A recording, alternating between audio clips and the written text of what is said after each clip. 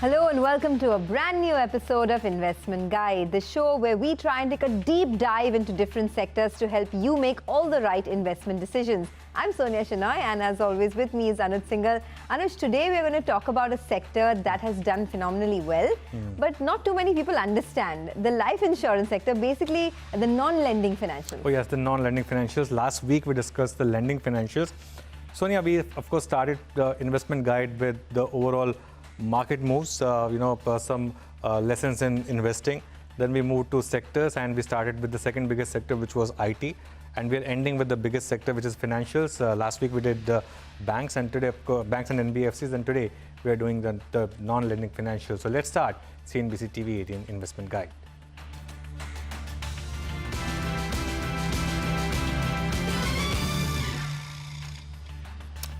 Okay, our experts today are Tej Shah, Fund Manager at Marcellus Investment Managers, and Hitesh Gulati, Director Equity Research at Haitong Securities. Gentlemen, thanks a lot for joining us on the show.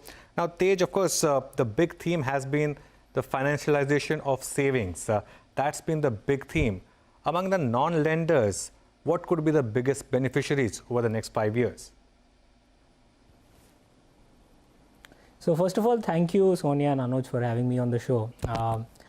Like you said, the biggest theme, the biggest tailwind that we are betting on is financialization of household savings in India. What we have seen over the past 2-3 years is that a lot of flows are moving from physical assets to financial assets.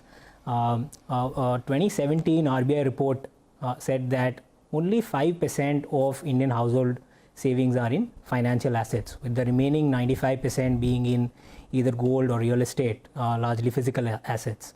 And when we compared this to other economies at our similar stage of evolution globally, we saw that they are at about 85 to 15% sort of a split. That is about 15% in financial assets and 85% in physical assets.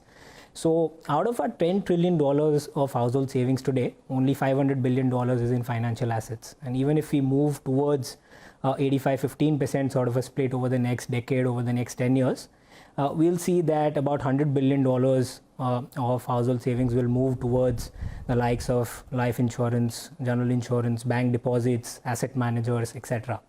And that is why we believe that the leaders in each of these spaces, whether it be the leading life insurers, the leading general insurers, or the leading asset managers, they're going to greatly benefit over the next decade from this move of financialization of savings, from the move from physical assets to financial assets over the next decade.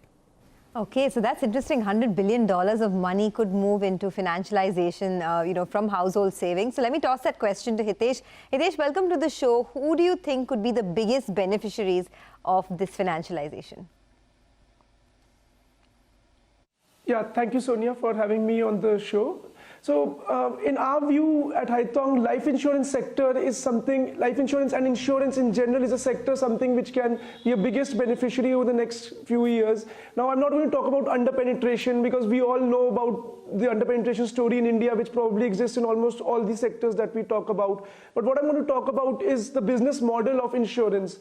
Now, if you look at lending business model, which is an asset side business model, insurance is actually the opposite. It is a liability side business model, which means that unlike a lender who gives out assets first, in an insurance business model, you get money from the customer first, you keep that money for a period of time, and claims come later. And during the period of time that you get to keep this money, that money helps you to earn investment income. This money that you keep in between is actually referred to as float, in terms of what Warren Buffett says. Now, if underwriting is done well, insurance businesses using this float money can be extremely profitable businesses. So yes, in our view, insurance is definitely a very big opportunity in India going forward. Okay, yes, and now we have two insurance stocks which are actually part of the Nifty. So Hitesh, the follow-up question then, in terms of life insurance stocks, what are the most important terms that we should look at, and also in terms of the ratios for evaluations? Yes, so life insurance is a slightly tricky sector when it comes to evaluating metrics, given the fact that if you use the standard P&L or balance sheet terms that we look at in other sectors, those will make little sense. So I just want to touch upon a little bit of a background of why this is the case. See, in insurance, the regulations do not allow amortization of cost to happen in India. Now, what happens is that when you write 100 rupees of premium, costs upfront are huge in insurance businesses. These upfront costs can be 85 to 90% of total costs. In addition, there is a huge amount of reserving that these companies need to do.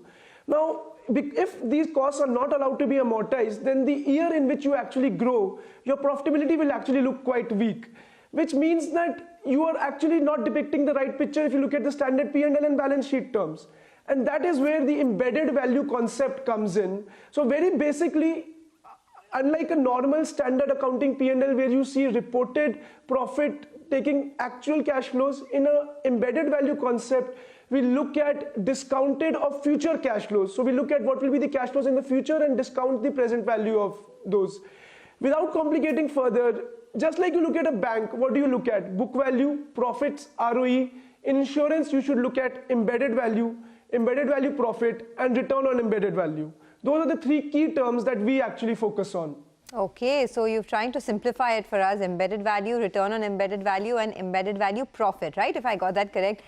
Tej, come in on this, because I mean, this is a space that has a lot of jargon. If you had to just demystify it for us, what are the important parameters to keep in mind while buying life insurance stocks? Sure. So I'll just mention the three terms that three parameters that we use to evaluate life insurance companies. And quantitatively, what we look at is three simple things. One is the new business premium growth. And that is sort of an equivalent of flows in the asset management industry. Are you gaining market share or are you losing market share when it comes to new business premium? The second is, are you underwriting profitable business or not? And that we measure by VNB margins. So that is a measure of whether the business that you are writing, whether the premiums that you are underwriting, is that being done on in a profitable manner or not? And that depends on the sort of products you underwrite. What is your product mix? Are you writing more of term insurance, or are you underwriting more of protection, or are you underwriting more of ULIPs, etc. So that is the second metric. And the third metric is return on embedded value. Given that you're looking at market share, given that you're looking at whether the business is profitable or not, the third metric tells you whether you're using capital in an efficient manner or not. And so vis-a-vis non-life insurance businesses or vis-a-vis non-financial businesses, these are the three metrics by which you can compare a life insurance company to any other company. And that is, are you losing market share or not? Are you doing business which is profitable? And are you doing business in a capital efficient manner or not? And to add to these quantitative metrics, of course, we have a lot of softer aspects that we look at, such as employee culture, use of technology, the sort of product mix that you have. And that adds longevity to the business. So you may have a couple of years when the metrics look good, but when you look at the softer aspects, it tells you whether those metrics will keep on looking as good as they look right now for the next 5 to 10 years. Okay, so now let's drill it down to the stocks, right? Because at the end of the day, that's where all the money is being made. So Tej, to you, the life insurance companies, how do you stack their valuations? Because so many of them, which are in the listed space, of course, have been hitting new highs. How do the valuations look? So let's consider this. Let's break down the share price movement of any stock into two parts. One is change in PE multiple, and the other part is the change in earnings. So those are the only two metrics which result in share price movement. Either your earnings can grow along with an expansion in PE multiple, which will lead to a double benefit and the share price will compound, or your earnings can be stagnant and the PE multiple can expand, and that will also lead to share price growth. So in our construct at Marcellus, what we look at is whether a company can consistently keep on growing at about 20-25% in terms of earnings growth over a long period of time or not. And if a company can achieve that sort of a growth for a sustained period of time, then PE multiples become redundant. So we've looked at a lot of data. We've looked at 20-25 years of historical data of the Indian markets, even global markets. Whenever a company grows at 25% for a long period of time, even if, say, the PE multiple halves over a decade, even then investors can get about 18 to 20% sort of CAGR returns. And that is why what we focus on is the 90% sort of driver of share price movement, which is earnings growth, and not the remaining 10%. And same is the case with life insurance companies as well. We look at whether these companies can grow at 20-25%, and we are betting on the companies which can keep on this sustained momentum over the next 5 to 10 years, and that makes PE multiples completely redundant. Okay, fair enough. That's the view from Marcellus. Now, Hitesh, of course, we have two companies now part of the index. There are, two more large companies in the life insurance space, the general insurance space as well. How are valuations looking to you, and what are your top picks? See, there's been a lot of talk in India about life insurance valuation multiples for all the listed players being quite high compared to global peers. But in our view, these higher multiples are actually justified. And I'll talk about, again, those three metrics that I spoke about, because in any Gordon growth model fit, you'll talk about net worth growth or net ROE and how is beta or cyclicality of the business. Now, same construct if you use in life insurance. Embedded value or embedded value profit growth, return on embedded value, and similarly cyclicality. If you look at the best player in our view, which is HDFC Life in the industry, you'll see that over a 10-year period, their embedded value profit growth has been in the range of 18 to 20%. Similarly, return on embedded value has been in a similar range of 19 to 20%. Plus, if you look at consistency of operating assumptions, now as you would have noticed earlier also we spoke about embedded value concept building in future cash flow. So there are a lot of assumptions involved in embedded value calculations, but the consistency of these assumptions is a big parameter. And this is where we feel that a lot of people sort of miss the point, where you sort of do not appreciate the fact that a company like HDFC Life, in the last 10 years, they have had very consistent operating variances and assumptions, which means that when they take an assumption, it is generally either conservative or there is a very small negative, which has probably happened just in 1 year out of the last 10 years. So that gives you the confidence that yes, their assumptions are conservative. So in our view, if embedded value profit growth of this nature continues and similar return on embedded value, and thirdly, consistency of assumptions, which I spoke about, this kind of a mix is hardly present in any other name in the global geography. Two of the best names that we talk about, AIA and Prudential, they have consistent operating assumptions and they trade at higher multiples than their peers in global geographies. But the mix of all three that I spoke to you about HDFC Life having, that is very rare to find. So in our view, multiples for Indian players will continue to be higher. Okay, well, gentlemen, now we've talked a lot about life insurance. We have to take a short commercial break, but on the other side of the break, we'll focus on the general insurance space. We'll also talk about how to value AMCs, all of that coming up on Investment Guide. Stay with us.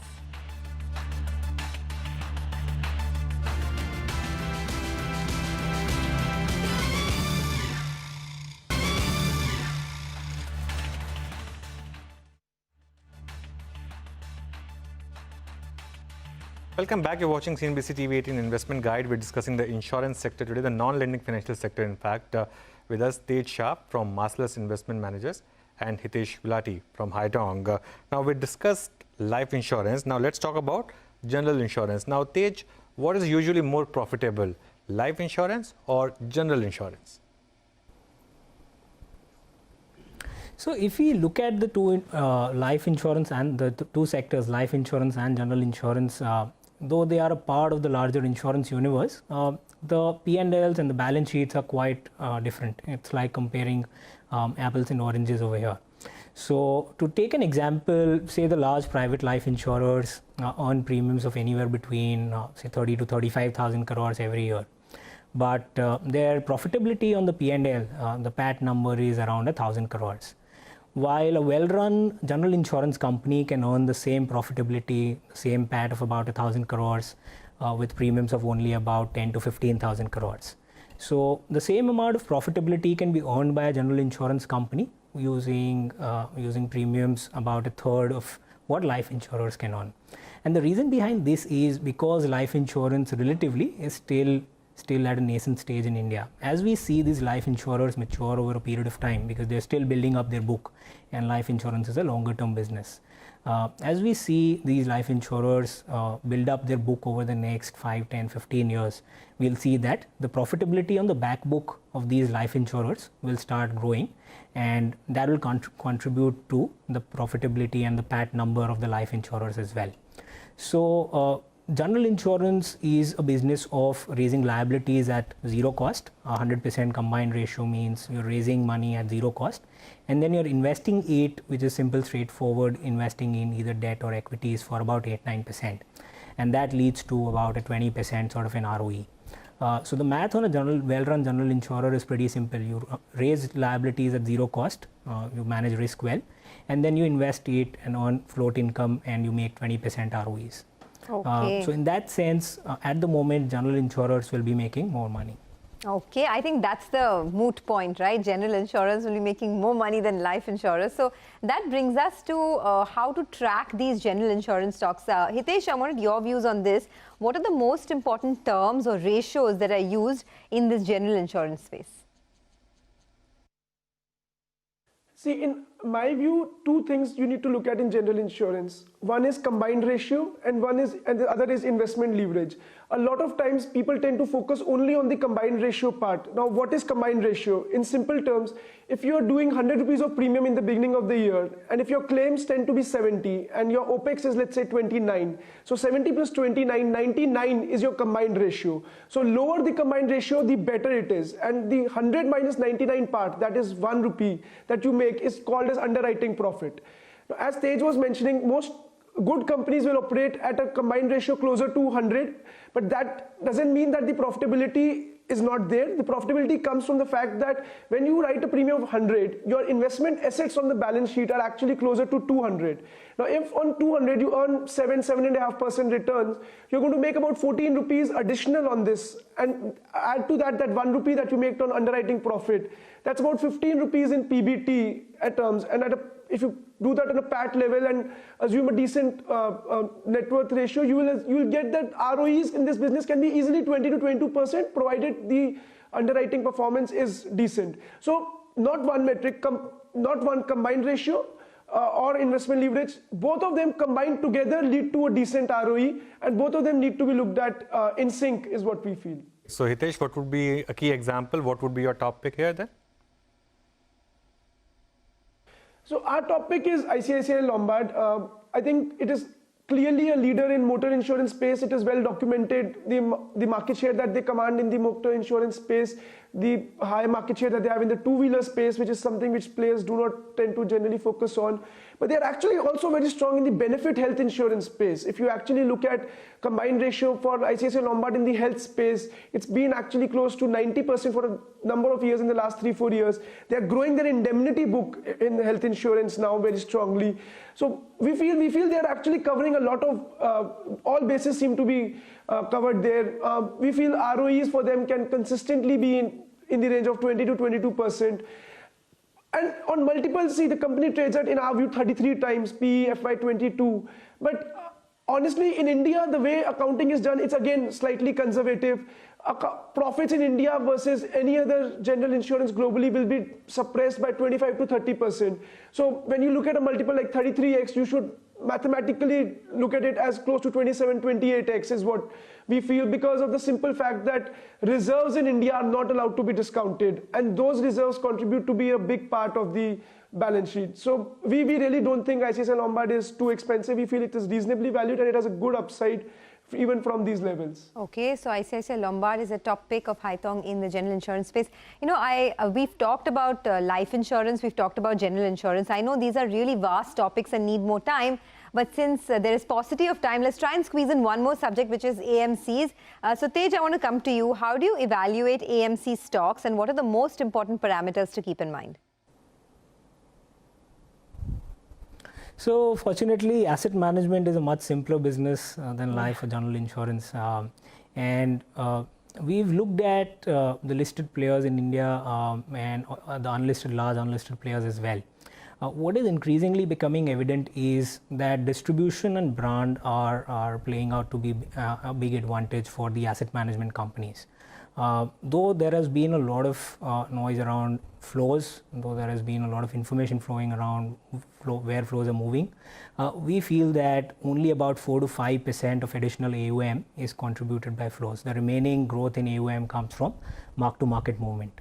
And the big bank-backed asset managers, the likes of an HDFC AMC or SBI or ICICI MF, these are the ones which have a large brand. These are the ones which have a large distribution setup, which they can leverage. And especially in a country like India, where about 70 to 80% of mutual funds are held by people in the top 5 or the top 7 cities, we have a large market still to be catered to. So we believe, at least for the next few years to come, the large bank-backed players, whether it be an HDFC AMC or SBI or an ICICI, these are the ones which will keep on gaining market share, as we have seen over the past 5 years. Okay, Hitesh, very quickly to you. A lot of people say HDFC AMC is perhaps the most expensive financial stock in the world, and of course there's UTI AMC, which is also listed. Nippon is listed. So how do you evaluate profitability in this sector? See, it's true, people talk about this a lot, but I think the reason is that we tend to focus on valuations as market cap as a percentage of AUM, which I feel is slightly flawed, because when you're taking AUM of global players, most of that AUM is actually passive AUM, whereas that is not the case with Indian players. If you want to compare Indian players, you should compare them with players who have similar net yield. When I say net yield, that is profitability as a percentage of AUM.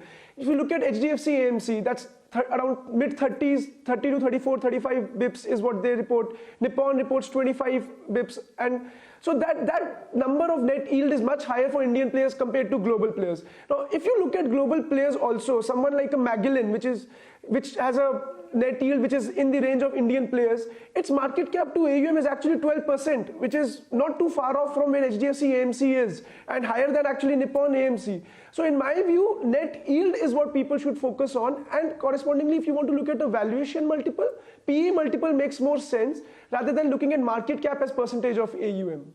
Okay, Tej and Hitesh, thanks a lot for joining us. It was good talking to you, and complex subject. Of course, we're able to understand at least some part of the jargons. Thanks a lot for your time today. And of course, with that, it's a wrap on this edition of Investment Guide. And Sonia, I tell you what, from next week, we're taking a bit of a break on the sectoral themes, and we're going to discuss the big theme in the market, which is the mid caps. What are the big themes which are emerging, and what are the kind of risks that you should keep in mind while investing in mid-caps. Okay, I'm going to be looking forward to that for sure. But on that note, it is curtains down on this edition of Investment Guide. Thanks so much for watching.